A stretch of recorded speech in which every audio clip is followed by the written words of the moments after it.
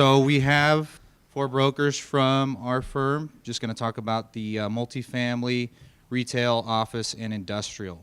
So we'll just kind of go across the table here. So we'll start with Aaron Laprise. Aaron is a retail specialist with CW Picor. He's a native Tucsonan and graduate of the University of Arizona.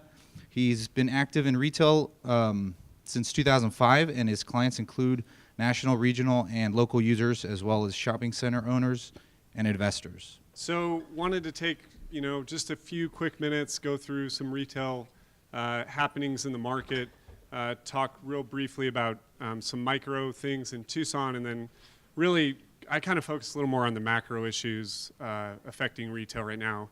It's happening really quickly, real time, and I think everyone in our industry, whether it's brokers, owners, retailers, everyone's kind of scrambling, trying to figure it out. So I believe we saw these numbers earlier, but we have kind of year over year going back to 14, pretty similar. Our vacancy very low at 6.4. I think we're seeing that in the market now where quality redevelopments are getting a lot of traction, a lot of interest. And so that's evident there with 6.4. We can kind of run through the metrics you can see. So we'll talk about some trends here. I think one of the main ones we're all seeing right now is this service medical migration into shopping center properties. Really, it's you look back, and I think the catalyst really, if you had to look at the genesis, would be the recession. But a lot of vacancy in shopping centers, rates dropped dramatically, and it kind of prompted these users that were used to B and C quality property being able to reposition into A property. And now we're definitely seeing where service and medical once were kind of shunned in real estate because they would hog parking, and they weren't looked at as very synergistic users. And ironically now everyone wants them because they're the only thing left that's driving customer visits to the center. And so they're doing kind of high-end retail deals. Another thing we're seeing, and I think the gentleman up here earlier with hotels see it. They talk about it, the experience. That was always a restaurant term, pretty much, and now we're seeing it. I have medical clients that are using the experience. It's all about the customer. And the days of just building something and expecting people to come are gone. And it's really driven consumer preferences. Millennials are driving a lot of it. They have their preferences, and everyone's trying to kind of figure it out. And then the last one is a term, I don't know if it's official, but I call it the pure purchase. That's really that purchase that you don't need to touch, you don't need to feel it, you don't need to see it. Those are the online purchases, and that's really the disruptor right now in our market. The example would be Amazon Pantry that's trying to compete with the Costco's of the world, where you want to buy toilet paper and Kleenex and 409. You order it and it comes the next day, and they're really trying to affect and disrupt that that industry. And then again, just I think everyone's trying to figure out consumer preferences and what the consumer wants. Retailers are really trying to deliver on that experience, get customers in, not just sell them the good, but give them something to do there, whether it's try out the product or interface with somebody and really deliver on a service that they can't get online. And then this is a metric I just saw Tuesday, was the Moody's portfolio right now is roughly 13.5% distressed versus 16 in the recession. It's interesting, there are two different drivers, I think. The recession obviously was spending dropped off, no one was shopping. And now I think the distress is really related to catching up with the preferences. And a lot of the retailers are struggling trying to figure out who they are and what they deliver to the consumer. And so we're seeing a lot of activity and strength in kind of the lower end discount market, and then also the higher end goods that are kind of luxury, where you can get a higher price point and deliver that experience. And lastly, I think another trend we're seeing is the regional malls. Once were where everyone went. You went there to shop, kids went there to hang out, eat, drink, it was everything. And now it's changing, and we're seeing obviously Macy's announcing closings nationwide, Sears as well. And so I think everyone, the GGP, Simons of the world, are really trying to figure out what they're going to do. And I think Most likely, a lot of those regional malls are going to get reformatted into more open air environments, or also, take on more of an entertainment, venue, bring in movie theaters, bowling alleys, stuff like that that can really, bring customers to the mall. And so I think this quick run through, a lot of info, but I think those are kind of the major things we're seeing. It's a changing landscape, and everyone's trying to really figure it out. And then real quick, in Tucson, we wanted to talk about fourth quarter. Actually, last year was a very active year in retail. Ironically, fourth quarter was kind of quiet. Couple major projects broke ground. Southeast, Houghton and Old Vale, Houghton Town Center, and then also Fashion Park, which is at I-19 in Irvington. Both broke ground, and both going to be great projects and getting a lot of traction in the market. So, but other than that, not a lot of new deals got inked in the fourth quarter, but we're seeing it ramp back up first quarter so far. Brandon Rogers is a principal with Cushman & Wakefield Picor in the Industrial Properties Division. He's a native Tucsonan with a family background in commercial real estate, and he's been active in the industry since 2004. He has a current list of clients that includes University of Arizona Tech Park, Tucson Electric Power Company, as well as many other important clients and investors in the Tucson market. Good morning. What a good-looking group, except Pat Darcy. Sorry, Pat. So it struck me as I was listening to the hospitality talks that the new AC is going to have a rooftop pool and bar, and the students have had this for years with the hub and level, and so the adults got jealous, and now we get our pool and bar. I think or rooftop pool and bar, I should say. It sounds like fun. In preparing for this, I took a look at my last talk to this group, which was actually back in mid-2013, just to kind of compare notes, what I thought then and where we're at today. A couple of the themes that I picked up from that was, one, stability yet skittish. That was the theme in mid-2013, a sense that we were coming off the bottom, but that we were still near the bottom. Lesser concessions beginning to taper off. And the big caveat, so that was all the kind of stability positive side. On the skittish side, I was concerned that jobs were lacking, unemployment numbers were still high, and I said it's all about jobs, and without jobs, nothing else, everything else will follow from jobs. So where are we now? I think we're still at this stability and improving. That skittish aspect that came from my concern about jobs is largely, gone or going away. Jobs, I think, I'm not going to spend a lot of time on this. We all know what's going on, but, positive news on jobs. I mean, what else can we say? I think we're all pretty bullish about it. That drives everything, retail, hospitality, industrial, certainly, office. I mean, everything, really flows and follows from jobs, I have to say. So we know these. I'm not going to spend time. But the total there is a good number. Here's my market statistics page, and you can see, look at fourth quarter versus the fourth quarters of 14 and 15. Industrial is really kind of a darling right now in the marketplace. If you notice, though, look at the vacancy rate versus the asking rents. Those really haven't appreciated to the level that they were pre-recession. So I'm seeing opportunity. If this continues, even if we stay static at 8%, certainly if we drop below 8%, the supply is really constricted, and we're going to have to see some appreciation in rents. The other couple of points I want to make here, there's vacancy, and then that graph gives you a good idea of kind of where we were in 2008, end of 2007, and then where we are today. You can see that we're almost back in terms of vacancy rates and how long it took to get there. Another note here is delivery. So this is basically construction. So you can see going back on this graph from 1982, largely we were up near that average. Some years down. We've been down basically for the last 8 to 10 years with almost no construction, and so that's driving some of that vacancy reduction as well as we see more leasing and absorption.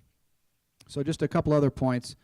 Absorption for 2016 was in industrial was at about 1.25 million square feet, let's say. we haven't seen numbers like that since 2008. Our asking rents, as I said, have not recovered, but they are starting to recover. We're back to kind of 2009, 2010 levels on that. So we're trending in the right direction. So let's talk about just some notes and trends and things, and I'll get off the stage here. A couple of important points. Full disclosure, I represent the U of A Tech Park, so I wanted to put them first on the slide. But we just leased up their 9070 office building, which is a building built in 2003 and had vacancies since then. And we filled that up. The park also filled 9052 building. We're almost full and out of space, which is good news. And a couple of the companies listed on the job growth chart are involved in that. Chamberlain Build-A-Suit. This is a deal that Rob Glazer put together. 22 acres purchased from Diamond by East Group. $3 a square foot on the land, and it's going to be 34 foot clear with ESFR sprinklers and real modern specs. Chamberlain couldn't find the product that they needed in our market, so they have to build it. So that's one of the subplots to the industrial market, is that our inventory is very aged, and as the market continues to improve, I think we'll see new construction, if nothing else, because some companies are going to need new modern spec buildings. Specification buildings that we don't have. And also, just in general, the top 34 lease deals in 2016 were over 10,000 square feet. And just perusing the previous years, I mean, we had in some years 2 or 3 or 5 or 10, 15 of the top deals were over 10,000 square feet. Last year, 34. So it's almost our entire list that we get from CoStar was over 10,000 square feet. So kind of a non-scientific, but an anecdote to kind of where we're at. A couple other, so Harsh Investments came into the market out of Portland and purchased a couple of properties from Holualoa. That was significant, kind of announcing their presence in our market, arrival in our market. Clover Company, Paul Kraft and Company, Darrell Burton, Reliance. That points to investor sales. 7 of the 9 top sales in 2016 were investor sales. So that's a frothy segment, I guess, of our activity. Again, as I mentioned, I think if we continue, constricted supply will begin to lead to new spec construction. U of A Tech Park is one. We're out of space. We're looking at new spec construction actually at the Tech Park. And I know Port of Tucson just announced that they're going to be doing some spec construction. That's the first time we've used that term in industrial for a very long time. And also, again, this is another theme I've already mentioned, but rent growth. We've already seen rent growth in the Northwest market, and is it coming elsewhere? I say yes, it is, and I think it's going to happen probably toward the end of this year if we stay strong. A couple final points. Interest rates versus cap rates. There's this discussion and fear, I think, that as interest rates are now increasing, we know they're going up. Cap rates are going to be going up as well, and some of the comments I read actually from a ULI conference was that it's not necessarily a direct line connection between the two, which is counterintuitive. I think in some cases it is, but not in all cases. And they said economic growth, economic health is going to drive values more even than interest rates, because people are more bullish. They're willing to accept lower returns and things like that. They're looking more into the future and feeling better about things. So we may not see a one-for-one relationship there as interest rates rise. Certainly there will be an impact of some kind. And obviously we need to watch our neighbors to the north. We always do that. The Phoenix industrial market is down to 9.1% vacant. So they're a little bit higher than us, but they also did a lot more spec construction when times were good. And they project that once they hit 8% vacancy, they will see huge rent appreciation as well. So we always keep our eye on Phoenix. I think that's it. Thanks. Up next is Alan Mendelsberg. He's a shareholder at Picor, and he was in the multifamily investment sales. He was actually last year's top producer, and he continues to rank as one of Tucson's most active multifamily brokers, completing 24 apartment sales last year. Good morning. I know a lot of you guys heard me speak at CCM last week, so I'll try not to repeat everything.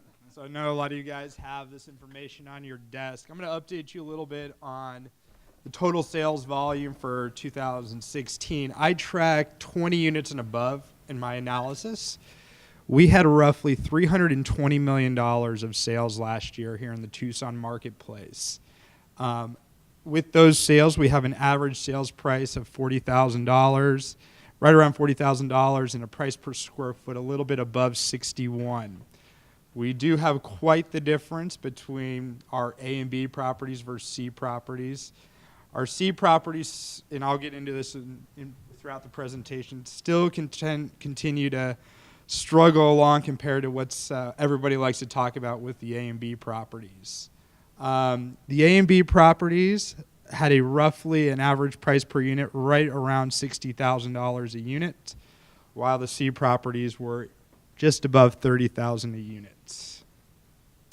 Some major transactions that have happened. I actually put first quarter 2017, but we've had, for 2016, we had numerous significant transactions. 2016 was the hottest market I've been in, for sure. It was a feeding frenzy, and it continues to still be here first quarter 2017. My phone is ringing off the hook with buyers. Everybody's a buyer. Everybody's calling me nonstop. The problem is, and I'll go into this here shortly, is we have a shortage of quality inventory in Tucson. Some trends that I'd like to talk about is in 2016, we saw a few specialized housing groups come into the marketplace. They acquired a significant amount of distressed C property here in town.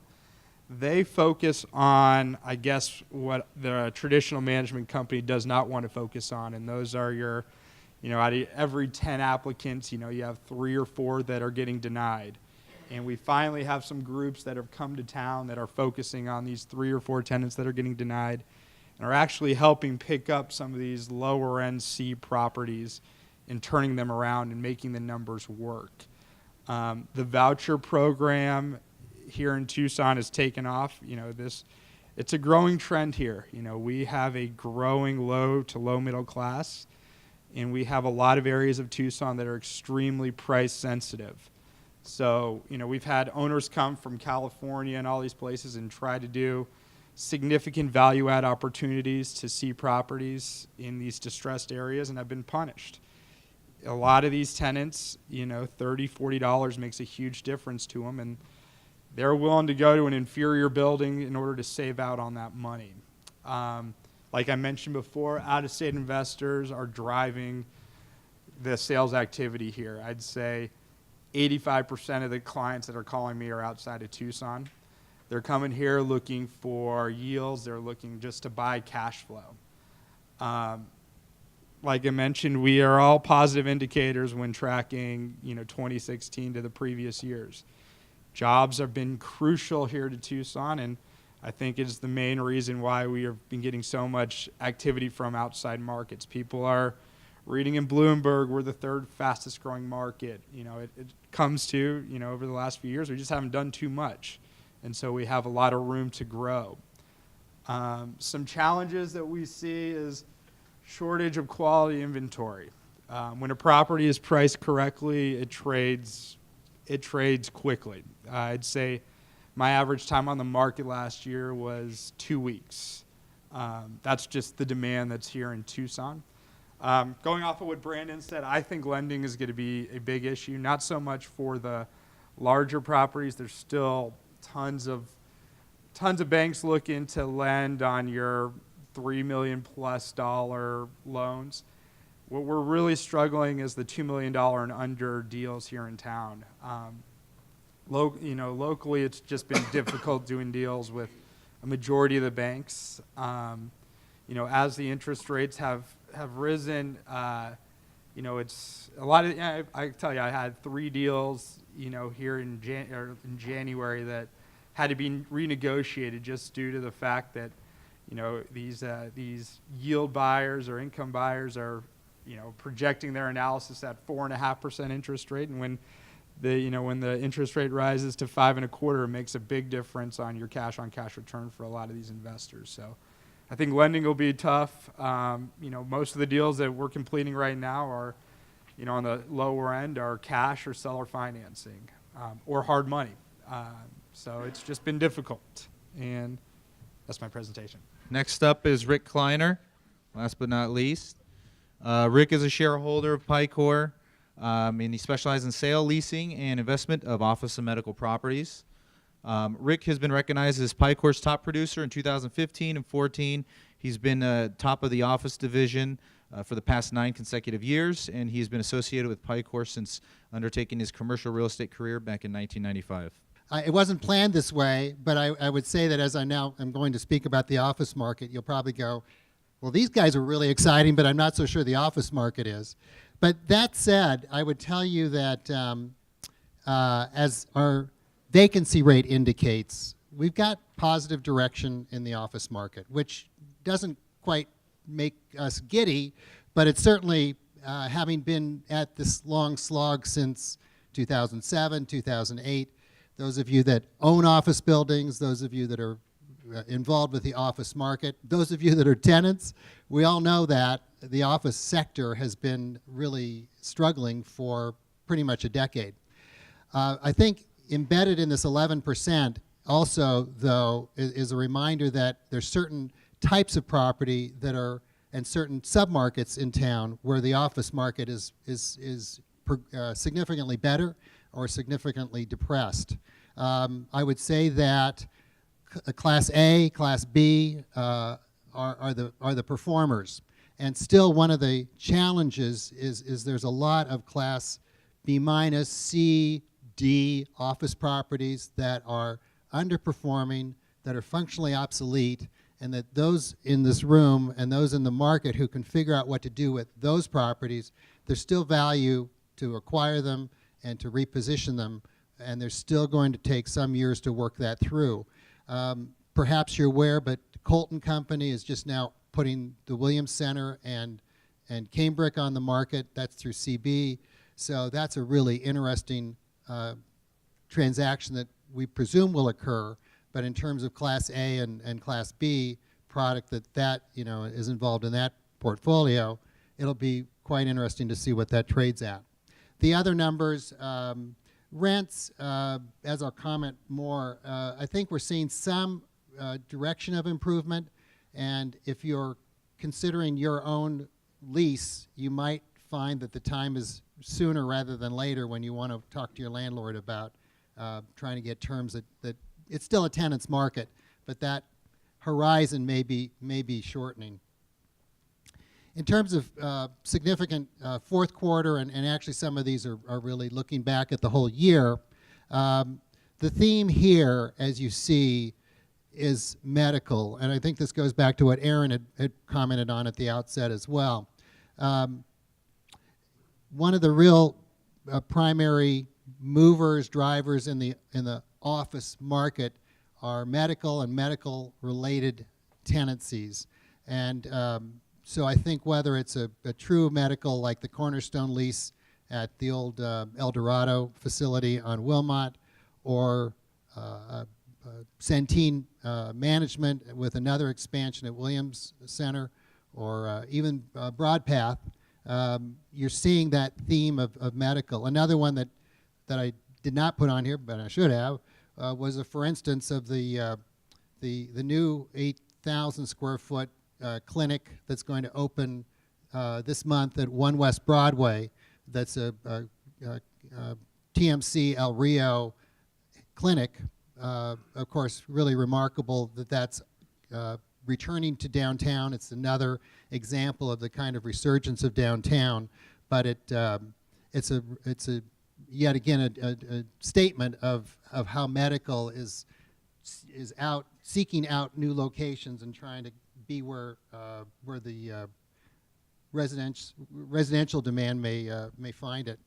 So in terms of market trends, I think that the vacancy rate will continue to decline. It's going to be in certain submarkets more significant. For instance, the Foothills area is you're really hard pressed to find any vacancy of any size along Sunrise, Pima Canyon, over to Oracle. Asking rents are likely going to go up. We'll see what the final numbers are when transactions occur. But the pendulum may soon be shifting back from a tenant's market towards a landlord's market. Sale prices, we aren't seeing many transactions yet, but I do think that the trend is going to be up, and medical demand that I spoke about. So thanks very much. I had a question for Brandon. The 8% vacancy that's appearing in industrial right now, what percentage of that is just not leasable to anybody under any circumstance? Yeah, good question. We estimate, we don't know, scientifically what that number is, but we think it's around 5% of the market is basically just totally obsolete, unusable space. So every market has some percentage of that. We think our market is higher than most.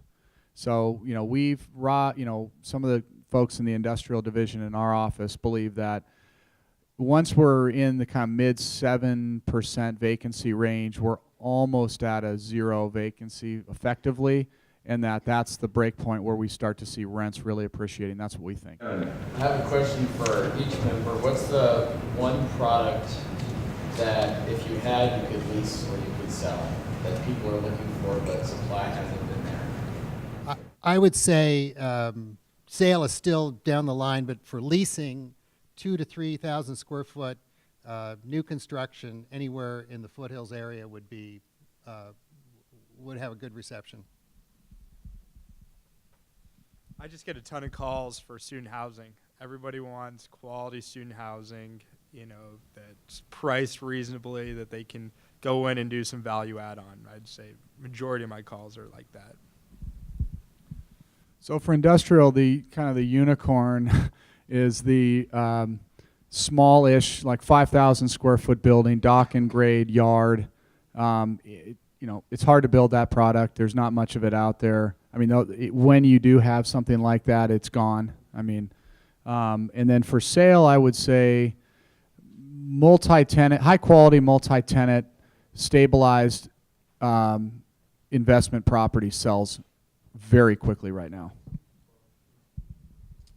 I'd say for retail, quality infill gets instant attention, and then on the sales side, obviously, $3 million and under as some kind of net lease, quality credit investment. Those are moving very quickly. I have a question for Aaron. These re-tenantry of some of these anchor tenant spaces in neighborhood centers like Broadway and Houghton, where it might be a movie theater, and Broadway Camino Seco, which could be a U-Haul, seems like it's really going to affect the value of each center, from one going maybe way up and the other one going way down. Yeah, I think you're right. The storage in our market that's brand new, so that's yet to be seen. But I think we could all probably sit back and say that the storage is an inferior tenant to Safeway. We'll just have to wait and see how it really affects the rates. But it's better than a vacant building, and so there's other vacant buildings in the market that have been sitting a lot longer. So it's only you kind of, I guess, count your blessings, you get somebody, but it's tough.